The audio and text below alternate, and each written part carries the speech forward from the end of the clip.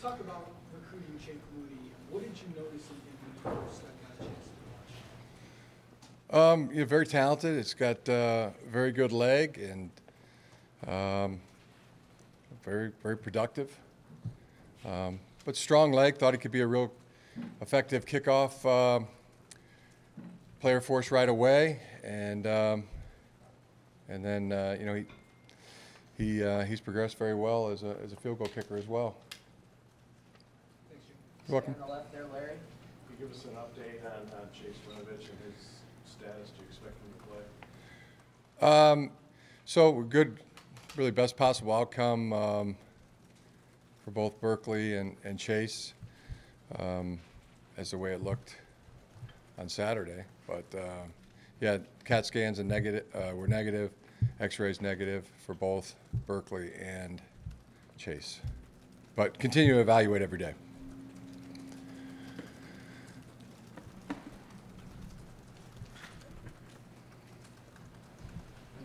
So with Chase, then you're not sure yet? Yeah, continue to evaluate every day. Angela,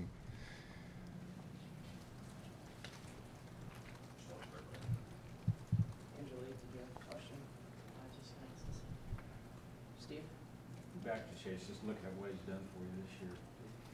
Talk about his overall contribution to this team. It's been at a most valuable player level. He's had a great year. And also Ben Bredesen.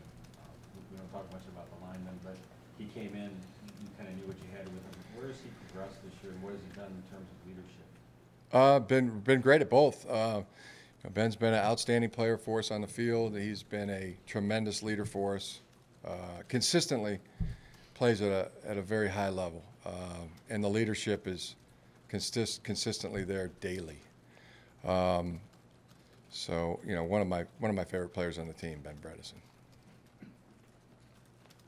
On the left again, Larry. Jim, what are your favorite things about this defense and how it's playing this season?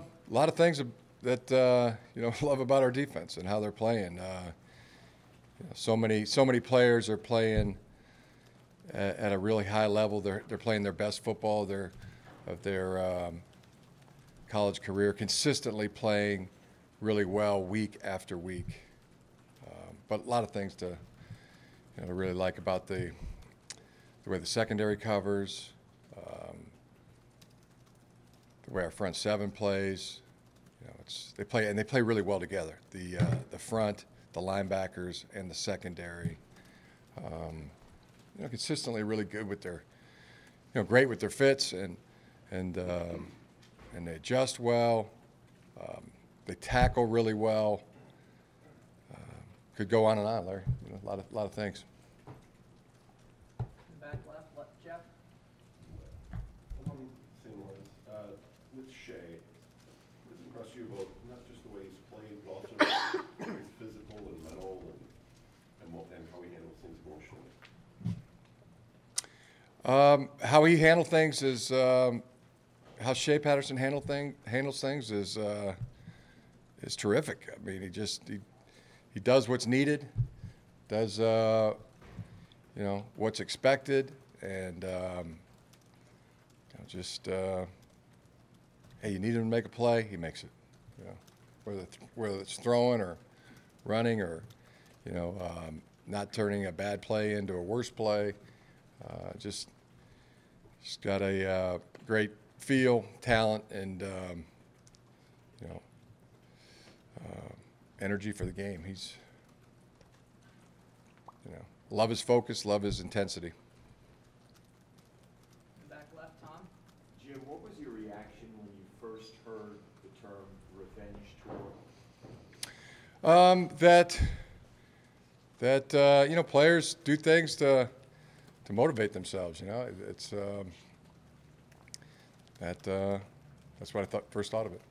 What value do you place on that as a motivator? It's a good one. I think anger has proven to be a powerful motivator. Why? It just is. I don't know. Don't know exactly why. Just proven to be. Right here, Chris. Jim, what do you notice about their passing game on film? That's really good. Yeah, really good quarterback. Can get the ball to all parts of the field. Playmakers, at all the eligible positions. Do a great job protecting, and quarterback does a great job getting the ball to multiple people in the passing game. Just on the right, John. I was just going to ask about Ohio State in general, what you see out of them and their ability to pull out some of the close games that they have. Yeah, they do a great job scoring points. Along with the passing game, I mean, they've got a really effective running game as well. Talented players and good schemes and really good execution. In the back right, Jordan. Jim, what does the Ohio State rivalry mean to you? The same as it always has meant, does mean now, and always will. Big game. What is that? It's the big game. Right, William. They even got a name for it, the game. Jim, would you find, going back to the whole revenge motivational thing, would you find this team unusually motivated of teams you've had? They seem to talk about it to be driven so much by all of that. It's just a good ball team. Think of it like any good ball team you've ever been on. Whether it was little league or high school or college or pro team. Guys from the neighborhood playing together, enjoy each other's company. Probably the most profound thing is how they talk about each other. Even if you're complimenting one of our players, they are very, very quick to move the spotlight off of them and onto another position group or another player. I think that speaks volumes. Close-knit team. Jamie. Every week you guys talk about how focused you are game after game. Is there a moment where you stepped back and thought, this is really fun, we're having a fun season? Yeah, we're having fun. Yeah. Front, Nick. Jim, speaking of. Working hard, but we're having fun doing it. Speaking to that, a year ago, after they lost Ohio State after the season ended, it was challenge the team, challenge them to get stronger, you challenge everybody, including yourself. Can you speak to maybe the buy-in that everyone's had to get to this point, 110 straight? It was probably not an easy year all the way through. That's sort of happened. Yeah, I think I did a little bit ago. It's a tight-knit team. Left there, Dan. Given that was a big part of the conversation in the offseason, is there a more significant pressure going into this game than maybe past Ohio State games you've coached in? I always look at pressure as life-giving energy. So, Is there more life-giving energy going into this Ohio State game? yeah, sure. Fired up about it. Back. Can't wait to watch our guys compete. And we did talk about the offense a little bit there. It's obviously vastly improved from last year, but I was wondering if you kind of put it on a 10-point scale. Last year your offense was blank. This year the offense is blank. I really don't like to get into comparisons. Never seems like a good idea. Even comparing two people, or two teams or two players, always seems somebody or something always seems to get diminished. So I avoid it. How satisfied are you then that the offense has progressed this much in a 365 days span? Yeah, we're happy with the way the offense is playing, and working really hard and have been working hard to put in a good plan for this game, and can't wait to get on the practice field and start practicing it. Stay on the left, Jack. Jim, what excites you most about this game, about this year's game? The competition. It's always the best part. All right, Chris. After watching film, can you talk about how Stuber did at right tackle? Yeah, Stoops had a good game. He was confident. He was into it.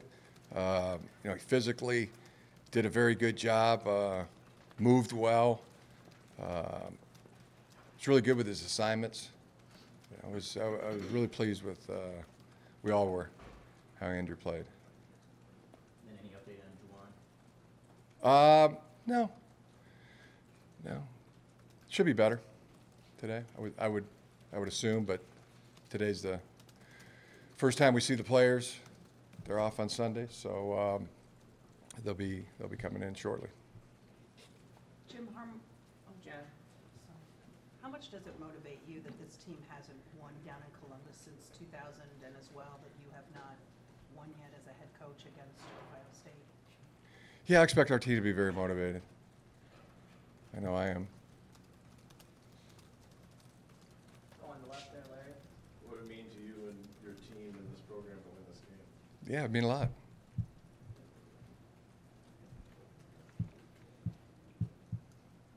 Elaborate. Back left, Tom? Jim, how do you find the balance between letting go of defeats in the past and learning from them and using them? How do you find that balance in leading a team? Well, starting with our goal is to win the next game. So, you know, when you win a game, you want to come back Monday and do everything you possibly can to, you know, have that same feeling, that happiness, that elation. And when you lose a game, you know, you come back Monday and do everything you can to make darn sure that doesn't happen again. So, I think it starts there with our goal of winning the next game. We have time for a couple more. We'll start with Bojo on the right. Jim, obviously Columbus can be a tough place to play, raucous environment, everything else. Do you enjoy playing in Ohio Stadium? Well, I don't play anymore, so. Well, It is- going there, coaching there, Yeah, competing there. sure. As I said, the competition is the best part, and you know, this opponent has a great record. You are what your record says you are, and so do we. And expect competition at the highest level.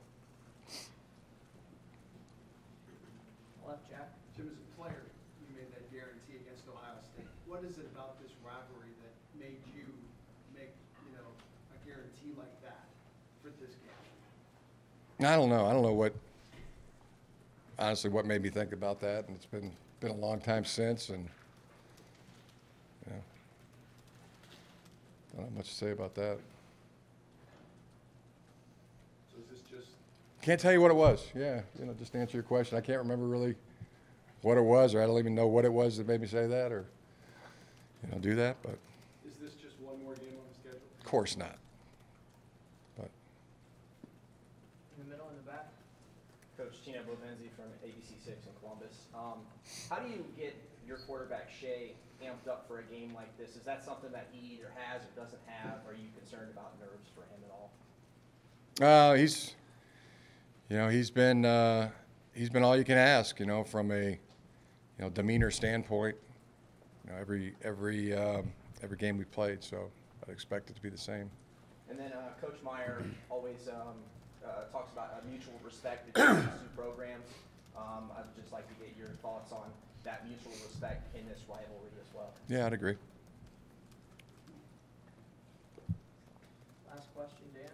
Well, the progress you guys have made and the standing you're at right now, is that devalued if you can't beat this Ohio State team? Does that change your view on this team? We're just working hard to make darn sure we do everything we possibly can to win this football game.